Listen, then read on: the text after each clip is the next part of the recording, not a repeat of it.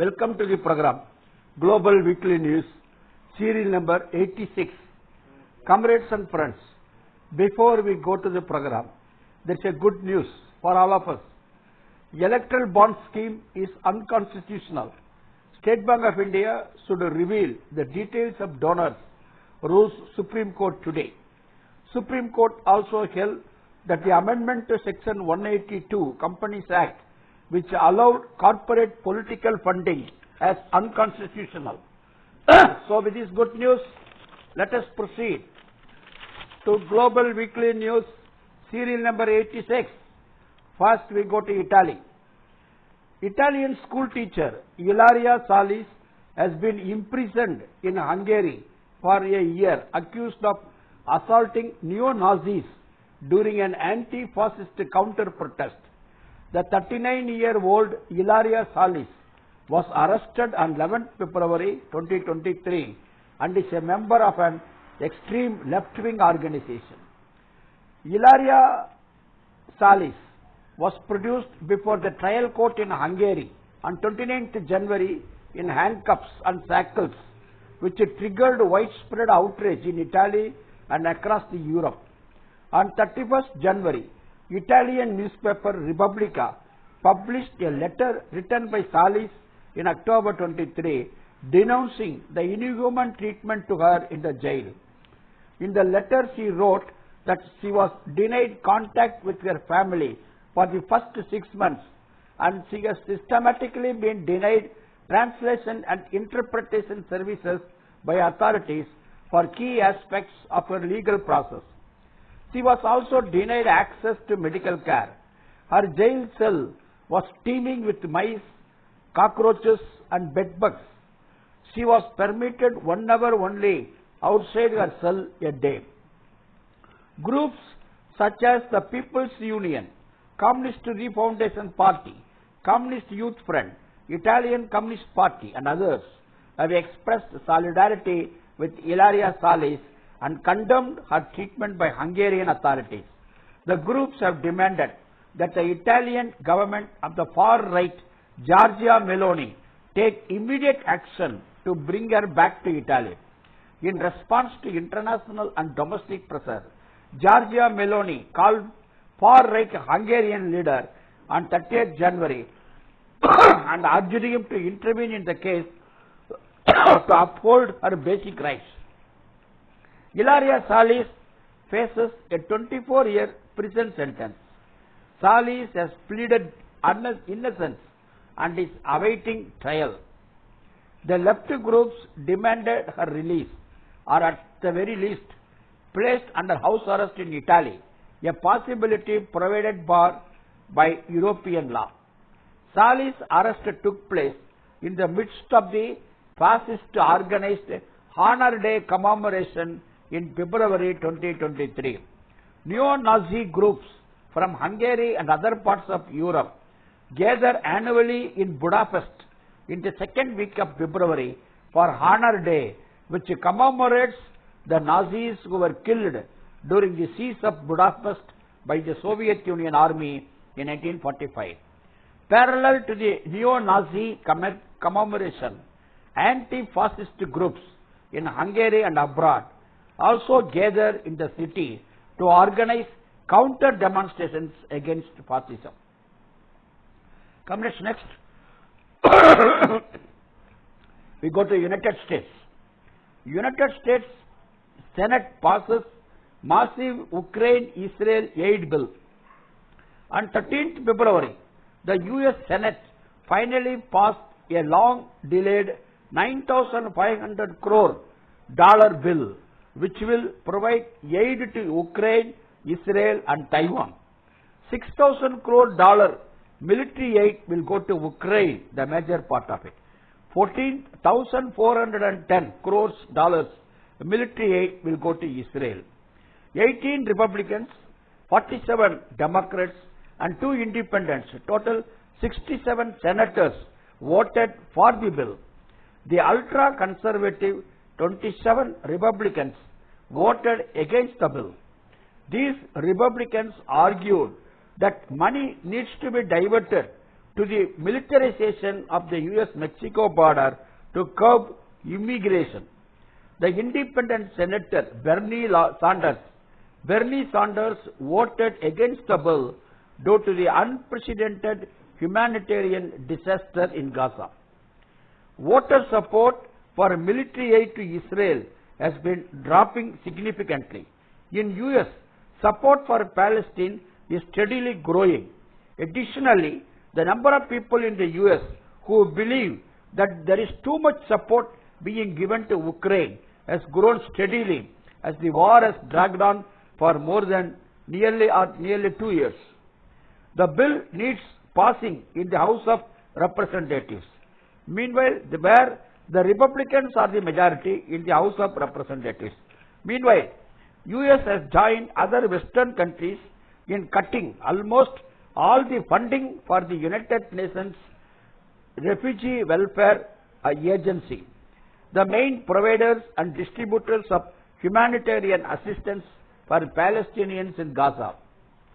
$483 crore aid is earmarked for the Indo-Pacific region, including $190 crore aid towards weapons to Taiwan, and about $330 crore aid is towards an anti-China security partnership with Australia and the United Kingdom, also called AUKUS. Comrades, recently elections took place in Pakistan. Let us see the results. On 8th February, parliament elections were held in Pakistan. Elections to Punjab, Khyber Pakhtunkhwa, Sindh and Balochistan assemblies were also held on the same day. Former Prime Minister, cricketer Imran Khan's party, PTI, has been staging protests alleging rigging and other irregularities in Pakistan elections. On 11th February, results for most of the seats were announced. The results for some constituencies were put on hold due to orders issued by the courts after complaints filed by candidates claiming fraud. There are 336 seats in Pakistan's parliament. However, elections were held only for 265 seats. In one seat, the process was postponed due to technical reasons. The rest of the seats are reserved for women, 60 seats, and minorities, 10 seats, and are allotted according to the proportion of the seats won by respective parties in the elections. Voter turnout in 2018 elections was 50%, whereas now the voter turnout has reduced to 47%. As per the Election Commission, in the Parliament, PTI, Imran Khan party, PTI backed independents won 101 seats. The Pakistan Muslim League Nawaz Sharif, led by former PM Nawaz Sharif, won 75 seats. And the Pakistan's People's Party got only 54 seats. Others won 38 seats. Imran Khan was convicted in 4 different cases. Khan has been sentenced to jail for 3 years, 10 years, 14 years and 7 years in these cases. He and his wife have been barred from holding any public office for 10 years as well. Imran Khan's PTI party's election symbol, the cricket bat, is banned. Therefore, PTI supporters contested the polls as independents. PTI chairman alleged that his party had been denied victory by the Election Commission. He claimed his party had won 170 out of 265 seats in the parliament and is exploring legal options. The majority mark in the parliament is 169. Since PTI was not contesting as a party, it will be deprived of any share in the 70 reserved seats. However, if PTI MPs decide to join another party, that party will have their share of the reserved seats. Discussions among Pakistan Muslim League Nawaz and Pakistan People's Party are going on to form a coalition government. Nawaz Sharif was in exile on the allegation of corruption. the military brought him back to the country. In Punjab State Assembly elections, out of 296 seats, PTI supporters won the majority seats, 138. So they will form the ministry. In Khyber Pakhtunkhwa, out of 112 seats, PTI independents won in 90 seats. Therefore, PTI will form the cabinet there. In Sindh province, Pakistan People's Party won 84 out of 199 seats. Therefore, Pakistan People's Party will form the ministry in Sindh province. However, in Balochistan, nobody got any majority, so therefore, there is a hung assembly in Balochistan. For the state assemblies also, reserved seats for women and minorities will be filled up by proportionate representation of the parties in the assemblies. Next we go to Europe. Europe Health Movement. Comrades, a growing number of organizations in Europe is demanding a complete overhaul of regional pharma policies in order to protect people's health over profits.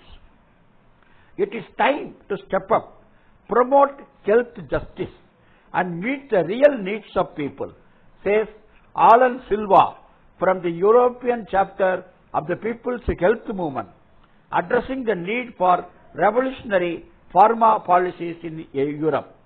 Alan Silva also said, we need public pharma in Europe so that we can stop relying on health solutions driven by profit. A coalition of right to health organizations and health experts launched a call for building a network of public research and development institutes which would stop the profiteering by big pharma companies and would ensure people's health.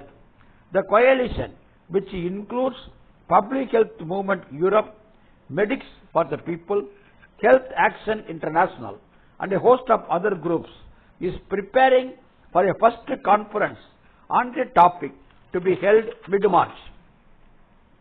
Such a public network would ensure that new drugs are researched through public channels. No patents would be registered. Private companies might still be able to participate in the production of drugs, but they would be prevented from monopolizing public knowledge. Next, comrades, we are going to see the important genocidal actions by Israel taking place in Gaza of Palestine. Israel's genocidal actions, it is really very, very pathetic. It is highly condemnable, the actions of Israel. Israel is systematically destroying Gaza's health care, health workers detained and tortured, hospitals under siege. The assault on health permits Israel's genocide in Gaza. Israel has so far killed, since October 7, 28,300 plus Palestinians, including 10,000 plus children, and injured 68,000 plus Palestinians.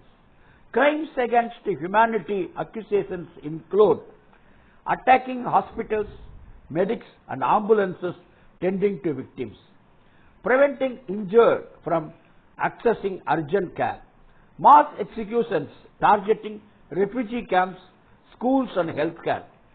Gaza healthcare faces a lack of supplies due to the blockade, overwhelming injuries, electricity, water, food scarcity and Israel's attack. Hospitals and health centers in Gaza are now operating largely without anesthetics, blood supplies and medical gases. On 17th October 2023, Israel bombed Al-Ali hospital, killing hundreds of people. On 11th November 2023, Israel laid siege to Gaza's central Al-Shifa hospital with 1,500 patients and workers inside. On 15th November, Israeli forces entered Al-Shifa hospital and claimed that they found weapons left by Hamas, a claim disputed by health workers working at the hospital for years. Gaza beds fell from 3,500 to under 1,500 from 7th October. As of 5th December, there were 50,000 pregnant women in Gaza. At least 15%, that is 7,500 pregnant women, will need a cesarean section. And around quarter of the babies delivered in these circumstances will be premature, requiring care that cannot be provided without functioning equipment like incubator, etc., or number of staff.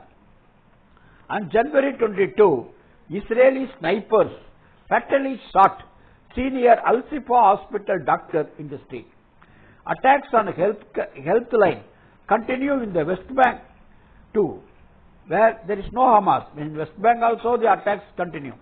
Israeli forces dressed as hospital staff assassinated 3 Palestinians at Jenin's hospital on 30th January.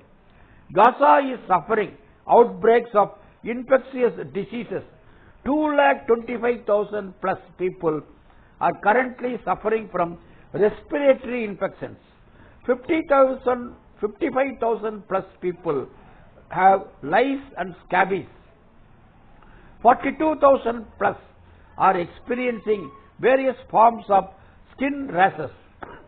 Diarrhea among children under 5 has increased 2,000% since October 7. 93% of the population in Gaza is experiencing crisis levels of hunger. Malnutrition will fuel a further rise of disease cases, increasing the possibility of children dying from illnesses like diarrhea, pneumonia, and measles. There is currently 1 toilet for 480 people in shelters in Rafah. The minimum standard that needs to be met is 1 toilet for 20 people. More than 10 lakh people of Gaza are living in camps and temporary tents in the Rafah city near Egypt. Israel is reported to be planning to launch attacks on Rafah, both airstrikes and ground attacks. On 13th February, about 10 lakh people protested in many parts of the world, condemning Israel's genocidal actions. Rafah is now a most densely populated city. UN has warned against this attack, stating that this will lead to a huge catastrophe and somehow or other this must be stopped. That's what the statement of United Nations. Comrades, next we are going to see the pathetic health conditions in Afghanistan, the Taliban-ruled Afghanistan. Taliban seized power in Afghanistan in August 2021. The health system in Afghanistan continues to struggle with a lack of funds and structure while pressures increase. Government policies and climate change are adding to the people's burden. The intensity of conflict over the past decades might have decreased, but the health emergency exists, as former Minister of Public Health told World Health Organization. Afghanistan is facing multiple health challenges, from the ongoing vaccination campaign against polio and the effects of a prolonged period of drought and impact of deadly earthquakes in 2023. Healthcare services for infants are particularly strained, as existing capacities are nowhere near those needed to respond to children's needs. Parents have to travel long distance in order to reach the hospitals with their children. The country is also facing alarming levels of maternal and infant malnourishment, which is contributing to the numbers of young children in need of hospital care. Approximately 40 lakh pregnant and breastfeeding women and children under 5 years of age suffered from acute malnutrition in 2023. For the first 3 years, Afghanistan has been experiencing a continuous drought. When there is not enough food for everyone in a household, women and girls may be deprioritized. This is certain to have long-term effects on their health. Restrictions on women's education, work and travel imposed by Taliban government have meant fewer health workers present in the health system. Last year, women wrapping up their medical studies were not allowed to write their exit exams. Women are forced to travel with male companions to work. Lastly, comrades, let's salute to martyr, comrade Anarul Islam. CATU salutes the martyrdom of comrade Anarul Islam, who was brutally killed by West Bengal police. Comrade Islam was participating SKM Central Trade Union joint class mobilization and civil disobedience action being conducted peacefully on 13th February at Murshidabad district of West Bengal. In consideration of the ensuing higher secondary exams in West Bengal on 16th February, the national call of mobilization was preponed to 13th February in West Bengal. Comrade Anarul Islam, an agricultural worker and active member of All India Agricultural Workers Union, participated in the program. The state police erected steel barricades. As the procession reached the spot, police resorted to heavy lathi charge and tear gas shelling on peaceful demonstrations without any provocation. The Bengal police pounced upon the SKM Central Trade Union leaders. More than 60 protesters got grievously injured, facing barbaric police repression. 6 protesters were rushed to hospital. Comrade Anarul Islam was brought to Barampur hospital, where he was declared brought dead. CAT has strongly condemned such police brutality. In spite of repression, the Joint Action Program was successfully held in West Bengal with massive militant mobilizations of workers, peasants and agricultural workers. The martyrdom of Comrade Anarul Islam will give an impetus and unwavering resilience to the nationwide 16th February joint class action in other states. Comrades, 17th Lok Sabha met only 274 days all the 5 years, least in the history of India. 146 MPs were suspended, the most undemocratic and barbaric act. A man in Karnataka owns a motorbike worth 30,000 rupees. Under the amended Motor Transport Act, he was fined rupees 3.2 lakhs, failing which he will be jailed. The demand of allotment of 3 lakh crore rupees every year towards social security for 38 crore unorganized workers is not at all attended by the central government, whereas more than 15 lakh crores of rupees government bank loans were written off, benefited to a few corporates.